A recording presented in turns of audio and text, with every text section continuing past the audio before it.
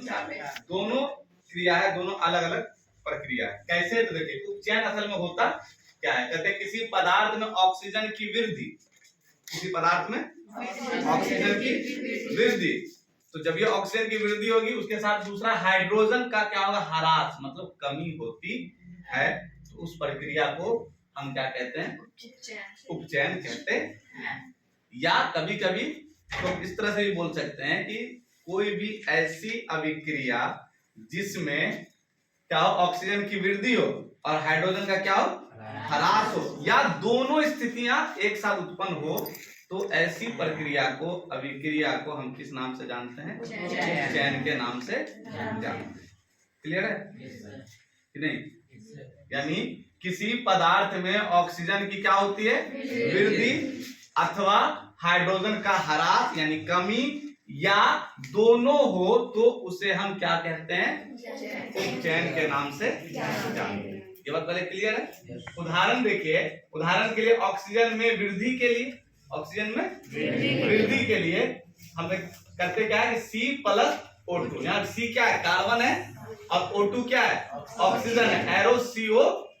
अब ये CO2 क्या बन गया, कार्बन डाइऑक्साइड बन गया। तो अब यहाँ पे देखिए कार्बन में क्या हो रहा है, C मतलब क्या होता है, कार्बन, तो कार्बन में क्या है, कार्बन में ऑक्सीजन की यानी O2 की क्या हो रही है, वृद्धि होती है, और यह कार्बन डाइऑक्साइड में क्या हो जाता है, उपचयित हो जाता है या उपचयित होता है। तो इसका मतलब ये जो प्रक्रिया है ये पूरी तरीके से कौन सी प्रक्रिया होती है, उपचयन की प्रक्रिया होती है, जिसमें ऑक्सीजन का वृद्धि होता है और हाइड्रोजन का ह्रास यानी कमी होता है। होता नहीं, होती, सही सेंटेंस क्या होगा, होती है। दूसरा उदाहरण है हाइड्रोजन में ह्रास के लिए। अब हाइड्रोजन की कमी के लिए दो प्रक्रिया हो रहा है ना, उपचयन में क्या हो रहा है, ऑक्सीजन में वृद्धि हो रहा है और हाइड्रोजन में क्या हो रहा है, कमी हो रही है। तो एक ऑक्सीजन की वृद्धि के लिए C+O2 एरो CO2, इसका मतलब C मतलब कार्बन, O2 मतलब ऑक्सीजन और CO2 मतलब कार्बन डाइऑक्साइड। तो C में O2 क्या हो रहा है, O2 क्या हो रहा है, वृद्धि हो रही है ना, बढ़ रही है ना, ठीक है। तो C में O2 की वृद्धि होने पर यानी कार्बन में ऑक्सीजन आने पर क्या हो जाता है, वो उपचयित हो जाता है किसमें, CO2 में, यानी क्या बन जाता है, कार्बन डाइऑक्साइड बन जाता है। तो ठीक उसी प्रकार हाइड्रोजन में ह्रास के लिए है ना, कमी के लिए, तो H2S plus Br2 arrow 2HBr+S। अब इसमें क्या हो रहा है, सल्फर डाइऑक्साइड, क्या हो रहा है, सल्फर डाइऑक्साइड से हाइड्रोजन का क्या हो रहा है, ह्रास हो रहा है। इसका मतलब है कि वह उपचयित होता है, क्या हो जाता है, उपचयित होना। लेकिन किसके लिए, हाइड्रोजन में कमी के लिए, वहां ऑक्सीजन में वृद्धि के लिए, यहाँ पे क्या हो रहा है, हाइड्रोजन की कमी के लिए क्या हो रहा है, सल्फर डाइऑक्साइड से हाइड्रोजन, सल्फर डाइऑक्साइड से हाइड्रोजन का क्या हो रहा है, ह्रास यानी कमी आ रही है या होता है, और तो वो क्या हो जाता है, उपचयित हो जाता है। तो यहाँ पर ऑक्सीजन के लिए, ऑक्सीजन में वृद्धि के लिए, और यहाँ पर हाइड्रोजन के कमी के लिए। तो ये जो टोटल प्रक्रिया होती है वो टोटल प्रक्रिया क्या कहला रही है, उपचयन कहला रही है या कहलाती है। उसमें दूसरा पॉइंट था अपचयन। दूसरा पॉइंट क्या था, अपचयन। अब ये अपचयन क्या है, तो किसी पदार्थ में हाइड्रोजन की वृद्धि, वहां क्या हो रहा था, ऊपर वाले में ऑक्सीजन की वृद्धि हो रही थी, हाइड्रोजन की कमी हो रही थी।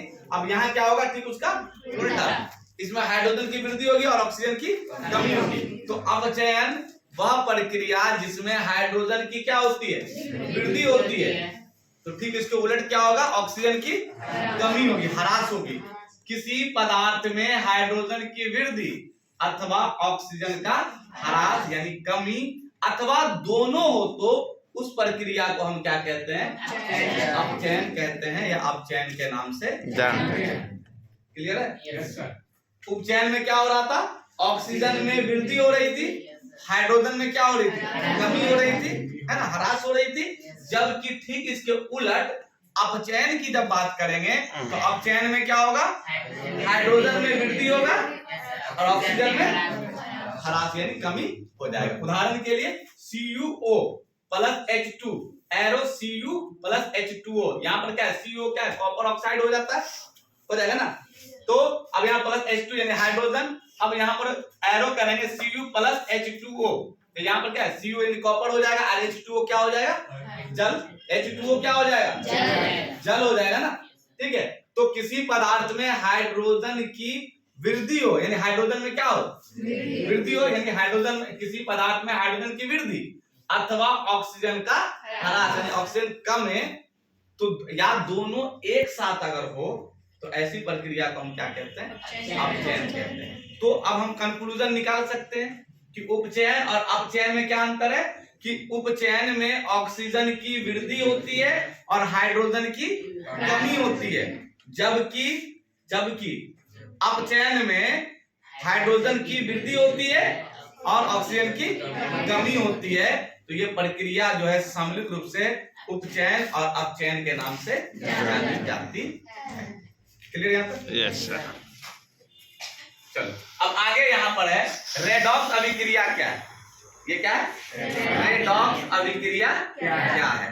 ठीक है, तो ये आम बात है, ऑक्सीकरण और अवकरण या ऑक्सीकारक और अवकारक, ये दोनों अभिक्रियाएं अगर साथ साथ होती है, लगातार एक साथ चलती रहती है, तो इसके सम्मिलित रूप को हम क्या कहते हैं, रेडॉक्स के नाम से जानते हैं। ये बात पहले क्लियर है। तो यहाँ पे देखिए कि रेडॉक्स अभिक्रिया क्या है, पहले बंद करो तो